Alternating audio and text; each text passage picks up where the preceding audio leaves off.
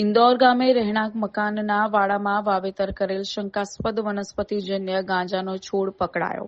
ભરૂચ જિલ્લાના ઝઘડિયા તાલુકાના ઉમલ્લા પોલીસ મથક વિસ્તારના ઇન્દોર ગામેથી ભરૂચ એસઓજીની ટીમે એક રહેણાંક મકાનના વાડામાં ઉગાડેલ વનસ્પતિજન્ય ગાંજાનો છોડ પકડી પાડ્યો હતો.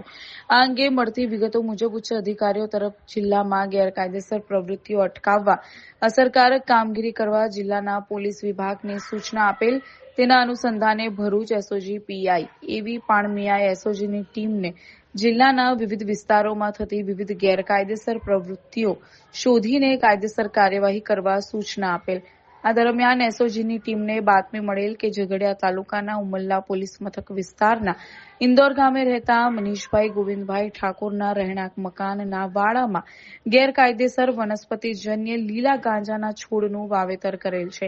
એસઓજી પોલીસને મળેલી બાતમી મુજબના સ્થળે જઈને રેડ કરતા સદર ઈસમ મનીષભાઈ ઠાકોર સ્થળ ઉપર હાજર મળેલ. એસઓજીની ટીમને સદર રહેણાંક મકાનના વાડામાંથી શંકાસ્પદ વનસ્પતિજન્ય લીલા ગાંજાનો વાવેતર કરેલ છોડ મળી આવ્યો હતો.